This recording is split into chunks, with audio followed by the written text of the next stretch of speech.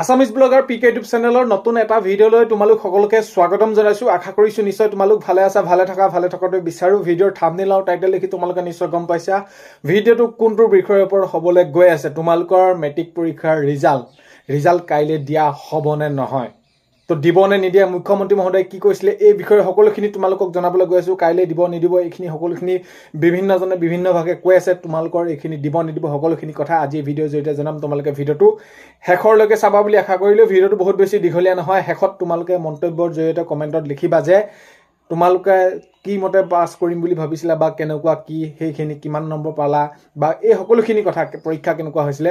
আৰু এইখিনিতে তোমালোকক এটা অনুৰোধ কৰিম, চেনেলটোলৈ যদি তোমালোক নতুনকৈ আহিছা চেনেলটো ছাবস্ক্ৰাইব কৰাৰ লগতে কাষতে থকা বেল আইকনটো প্ৰেছ কৰি অল কৰি থবা, যাতে নতুন এটা ভিডিঅ' দিয়াৰ লগে লগে তোমালোকে আগতীয়াকৈ চাবলৈ পোৱা।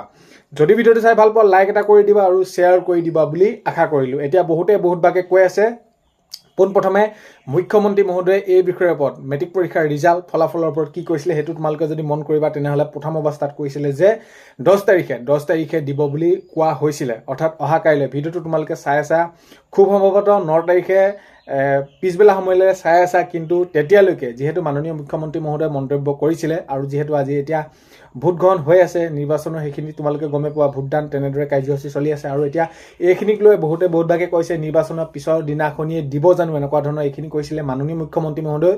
পোনপ্ৰথমে 10 তাৰিখে দিব বুলি কৈছিলে, তাৰ পিছৰ পৰ্যায়ত আকৌ তেনেদৰে অলপ পিছ হ'ব বুলি কৈছিলে। কিন্তু এটা কথা মন কৰিবা, এতিয়ালৈকে এই ভিডিঅ'টো তোমালোকে যিটো সময়ত চাই আছে এতিয়ালৈকে কোনো ধৰণৰ অফিচিয়েলি যিহেতু ঘোষণা কৰা নাই।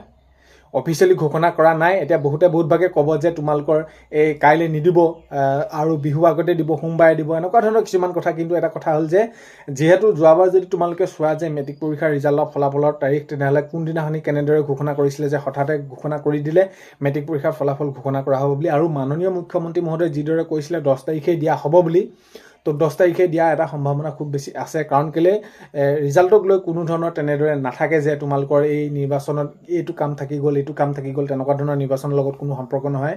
এতিয়া দিয়া কথাটো 10 তাৰিখে দিয়া খুব সম্ভাৱনা হৈ উঠিছে, নিশ্চিত হৈ পৰিছে আৰু 10 তাৰিখে দিব লাগে। আৰু এই ক্ষেত্ৰত মাননীয় মুখ্যমন্ত্ৰী মহোদয়ে যিদৰে কৈছিলে আৰু মাননীয় মুখ্যমন্ত্ৰী মহোদয়ে কোৱা অনুসৰি যিবিলাক কাম কৰি আছিলে, তো তেনেদৰে সেই কথা মতে সেই সকলোখিনি কাম হৈ আছিলে। এতিয়া কথাটো হ'ল কি, এতিয়া যিহেতু স্পষ্টকৈ ঘোষণা কৰা নাই অফিচিয়েলি, এতিয়ালৈকে কোনো ধৰণৰ আপডেট অহা নাই। তোমালোকে খুব সম্ভৱতঃ ৰাতিলৈকে এইটো আপডেট পাই যাবা যে নিৰ্বাচনে যেতিয়া নেকি এইখিনি ভোট দিয়া কাৰ্যসূচী সমাপ্ত হ'ব, ৰাতিলৈকে তোমালোকৰ বাবে এটা ভাল খবৰ আহিব পাৰে। অৰ্থাৎ অহা কাইলৈ নিৰ্বাচনৰ যি তোমালোকৰ এইটো মেট্ৰিক পৰীক্ষাৰ ফলাফল সেইখিনি ঘোষণা কৰা তাৰিখ ঘোষণা কৰিব পাৰে। তো হয়, এতিয়া বহুতে কৈ আছে যে বিহুৰ পিছলৈ গুচি যাব। এতিয়া কথাটো হ'ল কি, এইটো তাৰিখটো নিৰ্দিষ্ট তাৰিখ ঘোষণা কৰিলে বাতৰিত চাবলৈ পাবা, আপডেট পাবা, সেইখিনি মই নকওঁ। কথাটো হ'ল কি, এইটো জনাব বিচাৰিছোঁ যে তোমালোকৰ পৰীক্ষাৰ ৰিজাল্ট দিব, কি হ'ব কি নহ'ব এইখিনিক লৈ বহুত বেছি চিন্তা কৰি থকাৰ প্ৰয়োজন নাই যে কি হ'ব মই ভবামতে পাছ নকৰিম নেকি। বহুত বেছি চিন্তা কৰি থাকিলে কি হয়,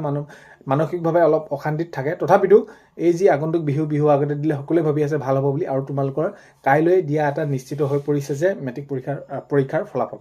তো এতিয়া অপেক্ষা মাতো অলপ সময়ৰ বাবে, অলপ সময়ৰ পিছতে সেইখিনি সঠিককৈ সকলোখিনি গম পাবা। মুঠৰ ওপৰত চিন্তা কৰাৰ প্ৰয়োজন নাই আৰু চিন্তা কৰি নাথাকিবা, মানসিকভাৱে অশান্তিত থাকিবা। চ' সেইবাবে কৈছোঁ বহুত বেছি চিন্তা কৰাৰ প্ৰয়োজন নাই। মুখ্যমন্ত্ৰী মহোদয়ে কোৱা অনুসৰি এই 10 তাৰিখে দিয়া সম্ভাৱনা বহুত বেছি আছে। ভিডিঅ'টো শেষলৈকে চোৱাৰ বাবে ধন্যবাদ। ভিডিঅ' প্ৰথমতে কোৱাদৰে চেনেললৈ যদি তোমালোক নতুনকৈ আহিছে ছাবস্ক্ৰাইব কৰাৰ লগতে কাষতে থকা বেল আইকনটো প্ৰেছ কৰি অল কৰি থবা, যাতে নতুন এটা ভিডিঅ' দিয়াৰ লগে লগে আগতীয়াকৈ চাবলৈ পোৱা। আজিলৈ মানে অন্য এটা ভিডিঅ'তে লগ পোৱা আশাৰে বাই।